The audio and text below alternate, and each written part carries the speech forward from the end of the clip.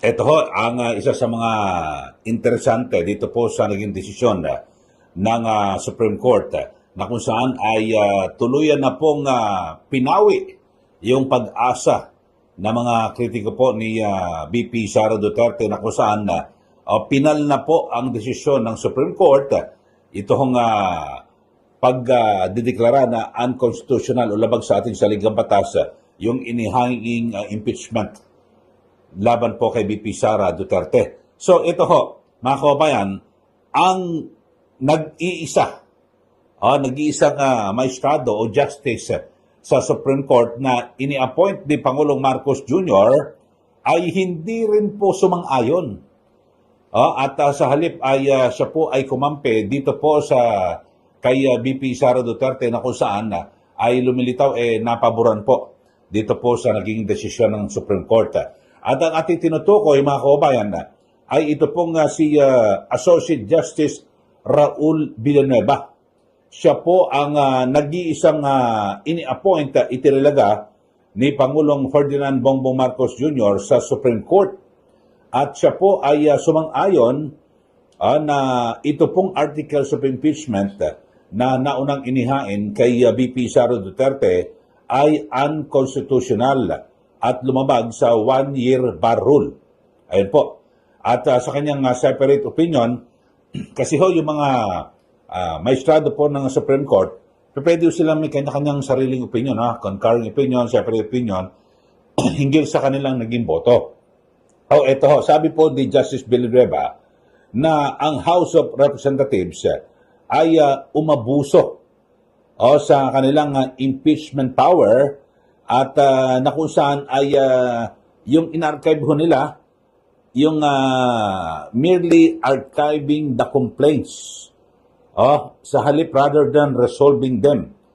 At so yun ho, at ang binabanggit ho nito, kaya kasi di ba sunod-sunod ho yung inihain na impeachment laban po kay VP Sara Duterte. Tapos yung unang tatlo, ang ginawa ho nila ay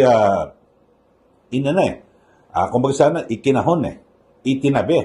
Tapos yung pang-apat po na impeachment complaint, nung nakita nila na ito malakas-lakas, yun ho agad ang pinapirmahan, nakakuha ng 1/3, di ba? At sa katunayan, may 200 po ang pumirma sa impeachment complaint niyan ni laban po kay VP Sara Duterte. Pero sabi po ni Justice Villanueva na ito maliwanag na talagang walang constitutional basis yung ginawa nilang pagtabi sa tatlong naunang impeachment. Sabi po ni Justice Villanueva na ang archiving, yung pag-archive sa unang tatlong impeachment complaints laban po kay VP Duterte ay sabi ito po ay nagresulta ng to that effective dismissal. So, dahil yan, ay ito na po ang nagsilbi o hudyat na yun na po. At nagkabisa na yung one-year bar rule na yan. At dahil dyan, yung ikaapat na impeachment complaint na kung saan ay ipinadala dyan po sa Senado ay invalid. So, yan po ang sabi po ni Justice Villanueva, Raul Villanueva. Ito ho, nag-iisang ini-appoint ni Pangulong Marcos Jr. dyan po sa Korte Suprema. So, sa bagay, lahat ho ng mga maestrado ng Supreme Court, ito kasi unanimous po ito. Sa 15, yung 13, kasi yung dalawa ho, wala nakabakasyon ho, itong si Justice Kagiwa at Justice Singh. So, wala po yan. So, ito ho. Pero unanimous ho, ni isa man, wala pong tumutol dito po sa naging desisyon ng Korte Suprema. Ang nakakapagtaka nga mismo, di ba, yung nag-iisang ini-appoint ni Pangulong Marcos Jr. Wala. Kahit man lang sana nag-abstain lang po siya. Hindi ho, talagang sumama po siya sa mayorya. Bakit ho?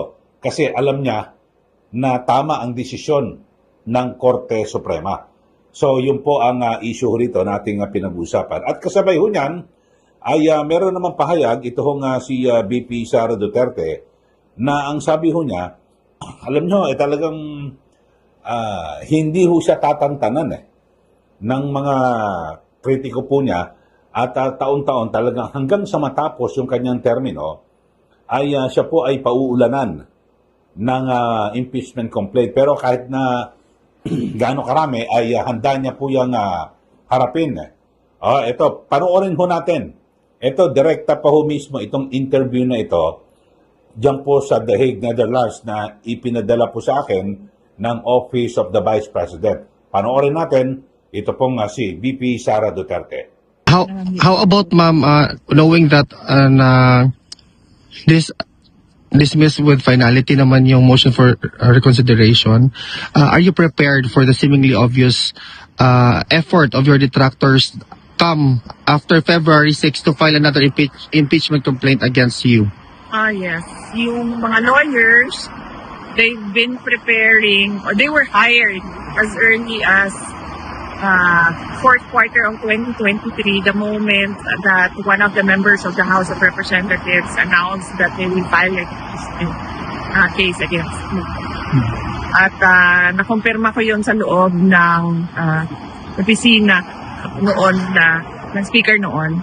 Kaya meron na kaagad mga abogado noong panahon na yon. At hanggang ngayon, tutuloy-tuloy pa naman yung mga abogado and legal team. And nung nakaraang taon, bago mag-Christmas break, ay napag-usapan din namin yung paghahanda sa impeachment. Hindi lang ngayong taon na ito, dahil sigurado kapag hindi sila nakapag-file ngayong taon, susunod na taon at hanggang matapos ang aking termino ay ganun ang gagawin nila. Magpapahal sila ng kaso, impeachment man hindi. O yan po, napanood nyo ho ang pahayag mismo ni VP Sara Duterte at direkta ho yan mismo, no? Galing po sa The Hague, Netherlands. At ipinadala, binigyan ho tayo ng kopya ng Office of the Vice President.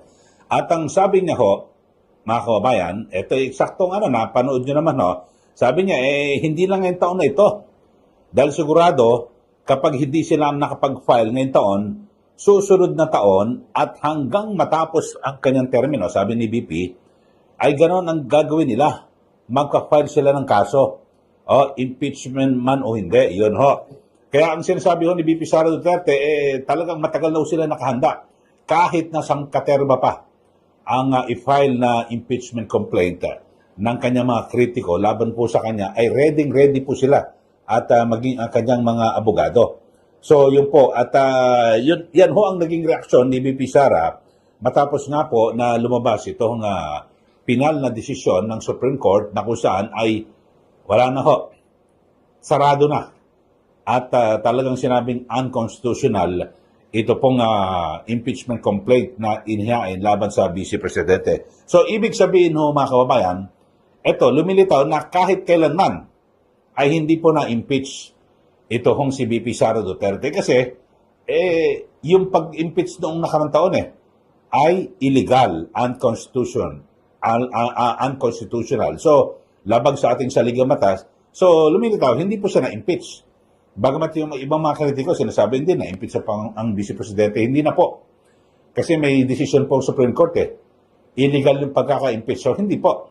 Kung usaping technical, hindi po kailanman na-impeach pa ito po nga si VP Sara Duterte. So, yan po yung kanyang ang kanyang reaksyon dito po sa naging desisyon ng Supreme Court. At, siyempre, ngayong inaasahan na ngayong Pebrero 6, alam nyo naman ho, yung Makabayan Black, siguradong magpa-file po yan ng impeachment complaint.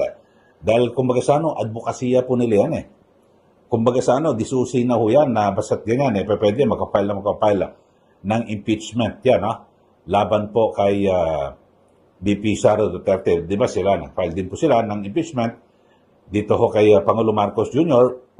Ewan ko lang po kung ito po ay yan ba kaya ay magtatagumpay. Pero mukhang mahihirapan ho yan. Dahil sa ngayon talagang yung majority po ay sumusuporta pa rin kay Pangulong Marcos Jr. Alam niyo naman sa impeachment hindi po yung merito ng kaso pinag-uusapan ho dyan. Numbers game po ito. Kung sino-sino ang mga kalyado, kung mayorya, hindi tumitingin yan kung may nalabag ba o wala. Tumitingin lang ho yan kapag kaaway. O, yung ipapa-impeach. Katulad din kay, kay BP Sara Duterte, talagang hinihimay-himay nila na keso, eto, lumabag sa batas, dahil sa confidential funds na ito. Pero depende ho yan, mga kababayan. At abangan ho natin, siyempre, ang tawag nga dyan numbers game. At kung sino ang gusto nila na suportahan, yun po mananaig. At kapag hindi tumuloy, dyan po sa House of Representatives, wala nang mangyayari paglilitis dyan po sa Senado. Okay, so yun lang po mga kababayan. Ito ho nga, isyong ito dito po sa impeachment. At maganda rin ho itong naging desisyon ng Supreme Court dahil sa ito ho ay magpapatino diyan po sa mga kongresista na bara-bara kung maghahain po ng impeachment at hindi ho nila pinag-aaralang mabuti. Ibig sabihin, katulad ng ginawa nila kay BP Sara na kasi sabi nga ho ni Senior Associate Justice Marvick Leonen, ang impeachment, huwag mong gagamiting armas para sa kalaban sa politika, kundi yan po ay mekanismo para sa accountability, para papanagutin ang isang opisyal ng gobyerno. Pero ang nangyari po kay BP Sara, hindi yung parang gustong papanagutin, kundi gustong pabagsakin at hawiin para matanggal po at hindi na makatakbo sa 2028 presidential elections. Yun naman talaga eh. Di ba? Ang dami mga interview sa mga nakaraan na kung saan yung sabi ko ng mga ilang kongresista na kami, napilita kami magpirma sa impeachment, DPP Sara, kasi baka hindi kami mabigyan ng pondo.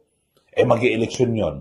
O, di ba? So, marami ho at, di ba, katakot-takot na binigyan ng pondo sa pamamagitan ng kung ano-ano mga ayuda, tupad, AX, lahat to, ginamit ho yan ng mga politiko. Pero ano nangyari?